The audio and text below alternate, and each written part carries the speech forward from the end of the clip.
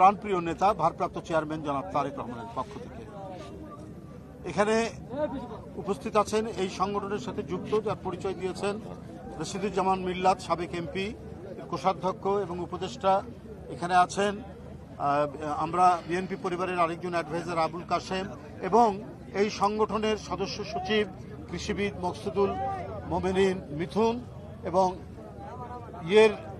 মৎস্যজীবী দলের নেতা আব্দুর রহিম, ঢাকা বিশ্ববিদ্যালয়ের সাবেক ছাত্রনেতা। এছাড়া আরও অনেক ছাত্রদল যুবদলের নেতৃবৃন্দ আছে। সবার নাম নিলে এই রোদের মধ্যে অনেক সময় লাগবে। বক্তব্য কিছু নয়, বক্তব্য শুধু যে কাজগুলো ভারপ্রাপ্ত চেয়ারম্যানের নির্দেশে করে যাচ্ছে সেটা আমি আগেই বলেছি।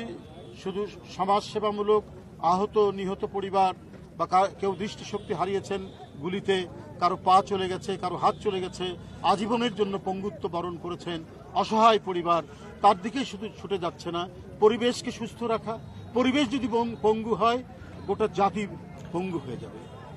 যেমন একটি ছেলে যদি কোনোভাবে পঙ্গুত্ব বরণ করে, সে যদি খোড়া হয়ে যায়, পরিবার সামগ্রিকভাবে, অর্থনৈতিকভাবে, নানাভাবে, সামাজিকভাবে একটা পঙ্গুত্ব বরণ করে, ঠিক তেমনি পরিবেশ যদি নষ্ট হয়ে যায় তাহলে এটি গোটা জাতি হবে, গোটা বিশ্ব আপনার খোড়া হয়ে যাবে, পঙ্গু হয়ে যাবে।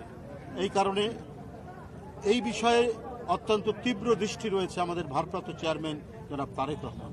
সবাইকে, দল এবং তার যে বিশেষ সংগঠন আমরা বিএনপি পরিবার এবং অন্যান্য যে সমস্ত অঙ্গ সংগঠন পরিবেশের সাথে সম্পৃক্ত, যে মৎস্যজীবী দল, তাঁতি দল, এদেরকে নানাভাবে তিনি নানা সময়ে তিনি কাজ করাচ্ছেন। তো আজকে আমরা বিএনপি পরিবারের নেতৃত্বে এই কাজটি তারা এখানে করেছেন। এবং মাছের পোনা এবং ছোট মাছ অবমুক্তকরণ, এটি একটি আমি বলবো যে উৎপাদন, উন্নয়ন এবং পরিবেশের জন্য এটি গুরুত্বপূর্ণ পদক্ষেপ। ভারপ্রাপ্ত চেয়ারম্যানের দৃষ্টি শুধু রাজনৈতিক বিভিন্ন কর্মকাণ্ড নয়, নির্বাচন বা অন্য বিষয় নয়, যে এর সাথে আমাদেরকে মানুষের কাছে আমাদের পৌঁছাতে হলে আমরা মানব কল্যাণমূলক যত কাজ আছে তার সাথে আমাদের ঘনিষ্ঠ হতে হবে। সেই ঘনিষ্ঠ কাজগুলো আমাদের করতে হবে। সেই কাজের এক মহান দায়িত্ব নিয়ে আমরা বিএনপি পরিবার কাজ করে যাচ্ছি। আমরা রাজনীতি সচেতন, কিন্তু আমাদের প্রধান ব্রত হচ্ছে যে অসহায় মানুষের কাছে আমরা কি করে পৌঁছাব। আপনার জাতিসংঘের সভায় আমাদের প্রধান উপদেষ্টা সেই সবার এক ফাঁকে সাংবাদিকদের সাথে কথা বলতে তিনি নির্বাচনের ব্যাপারে কথা বলেছেন, অনেক ভালো কথা বলেছেন, কিন্তু কিছু বিষয় আমার কাছে ব্যক্তিগতভাবে একটু প্রশ্নবোধক থেকেছে। আমরা একটু হোঁচট খাচ্ছি। তিনি বলেছেন আল জাজিরার এক সাংবাদিকের সাথে যে আমাকে কেউ 5 বছর থাকতে বলেছেন, কেউ 50 বছর থাকতে বলেছেন।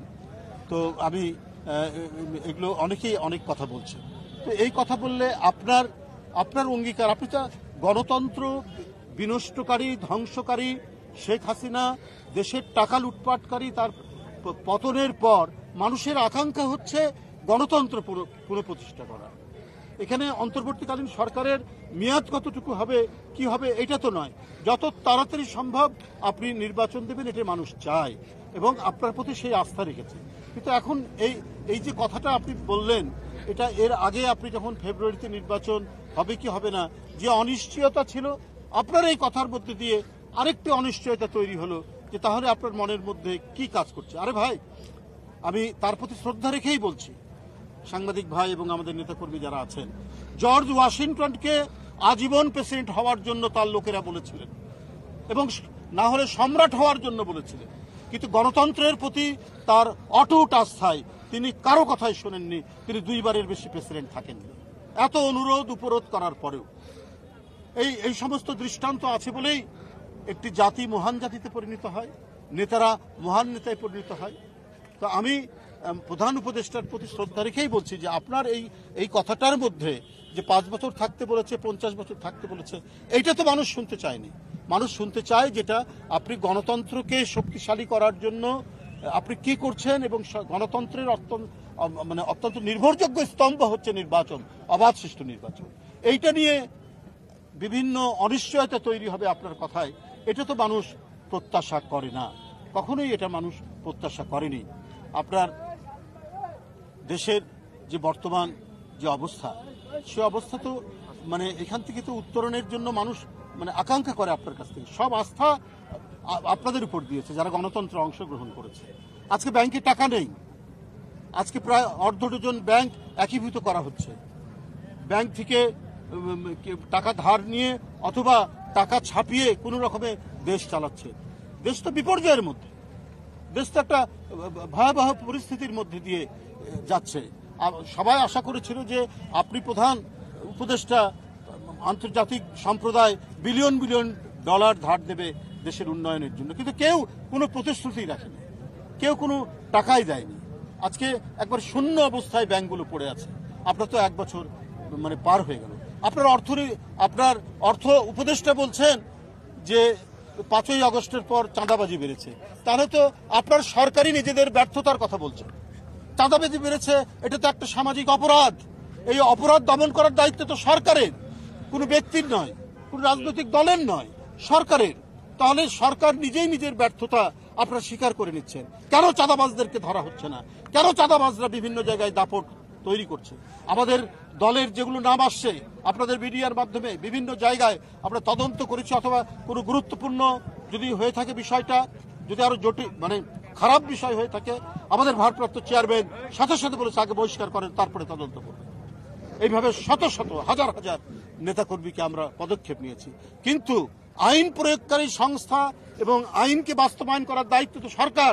তার অর্থমন্ত্রী বলছেন যে চাঁদাবাজি বেড়েছে 5ই আগস্টের পরে, তাহলে তো আপনাদের আর মানে ক্ষমতায় থাকার বৈধতা তো আপনারা নিজেরাই নষ্ট করছে, আপনারা নিজেরাই সেটা হারিয়ে ফেলেছে।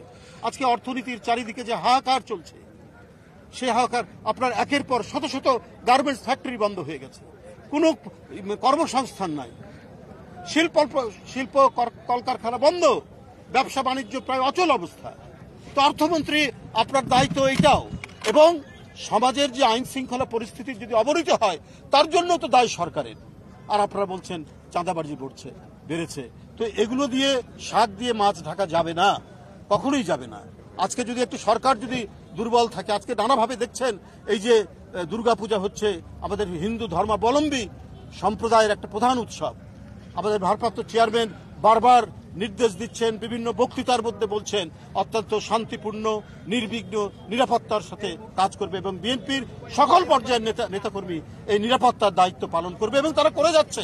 আজকে নবমী চারিদিকে আপনার আমাদের নেতাকর্মীরা একেবারে প্রখর দৃষ্টি রাখছেন, এবং তারা যারা পূজা কমিটির সাথে আছেন তাদের সাথে তারা কাজ করছে।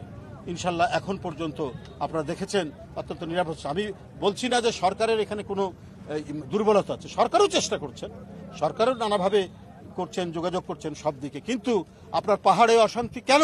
তাহলে নিশ্চয়ই বুঝতে হবে যে বাংলাদেশ বিরোধী কোনো শক্তি অথবা যাদের পতন হয়েছে তারা তো অনেক টাকা নিয়ে পাচার করেছে, সেই টাকা দিয়ে বাংলাদেশের ভিতরে অস্থিতিশীল করতে পারে। তো এই অস্থিতিশীলতা যদি না হয়, আগে থেকেই বিভিন্ন পদক্ষেপ তো সরকারের নেওয়া দরকার ছিল। এখন তা আপনারা বলছেন পার্শ্ববর্তী একটি দেশ, তারা আমাদের এই দেশে গণতন্ত্র থাকুক না থাকুক তাদের কোনো যায় আসে, তারা সবচাইতে নিকৃষ্ট একটি ফ্যাসিবাদের পতন হয়েছে, তাকে তারা আশ্রয় দিয়েছে, এবং সেখান থেকে প্রতিনিয়ত তিনি উস্কানিমূলক কথা বলছেন। তো তারা তো কোনোদিনই আমাদের মঙ্গল চাইবে না। মঙ্গল চাইবে এদেশের মানুষ, মঙ্গল চায় এদেশকে যারা ভালোবাসে, এবং এদেশের মানুষেরই সমর্থন রয়েছিল এই অন্তর্বর্তী সরকারের প্রতি। কিন্তু আপনারা নিজেরাই নিজেদের কথাবার্তার মধ্যে একটা কুয়াশা তৈরি করছেন। আজকে মন্ত্রণালয়, আজকে জনপ্রশাসন, আজকে শিক্ষা প্রতিষ্ঠান, প্রত্যেকটি জায়গায় একটি বিশেষ রাজনৈতিক দল, তাদের নাকি প্রভাব প্রতিপত্তি। কেউ বলছেন যে জামাত ইসলাম নাকি মানে এই বর্তমান সরকারের ছায়া সরকার, তারা প্রত্যেকটি জায়গায় তাদের লোক বসাচ্ছে, প্রতিটি মন্ত্রণালয়, প্রশাসন, প্রতিটি ক্ষেত্রে, এবং শিক্ষা প্রতিষ্ঠান তো দখল করে আছে। কেন এটা হবে? তারা ছায়া সরকার হয়েছে বলেই তো মানুষ মনে করে। তো এই সমস্ত পরিস্থিতি থেকে দেশকে সত্যিকার অর্থে একটি অবাধ সুষ্ঠু নির্বাচনের দিকে নিয়ে আসুন, এবং যে কোনো ক্রাইম এবং যে কোনো ধরনের সামাজিক উৎপাত এটাকে দমন করার দায়িত্ব সরকারের, সরকার সেই দায়িত্ব পালন করবেন। কিন্তু সেই ক্ষেত্রে প্রশাসন, মন্ত্রণালয়, শিক্ষা প্রতিষ্ঠান, প্রত্যেকটি শিক্ষা প্রতিষ্ঠানে নিরপেক্ষ লোকদেরকে বেছে বেছে সেইখানে বসাতে হবে। বিশেষ করে রাজনৈতিক দলের লোকদেরকে বসিয়ে তাদেরকে যদি ছায়া সরকার বানান, এটা জনগণ মেনে নেবে না। আমি আমরা বিএনপি পরিবারের যারা রয়েছেন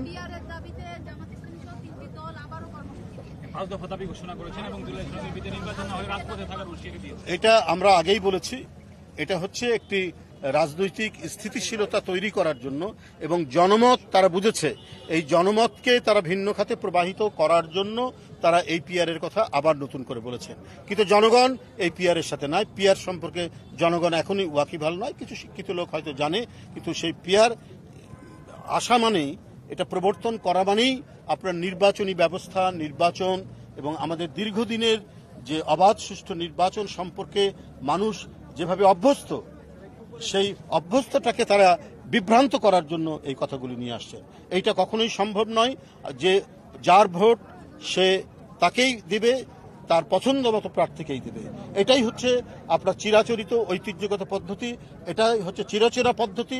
এদেশের তৃণমূলের জনগণ এটা সম্পর্কে জানে এবং এটিই প্রতিষ্ঠিত থাকবে। ধন্যবাদ।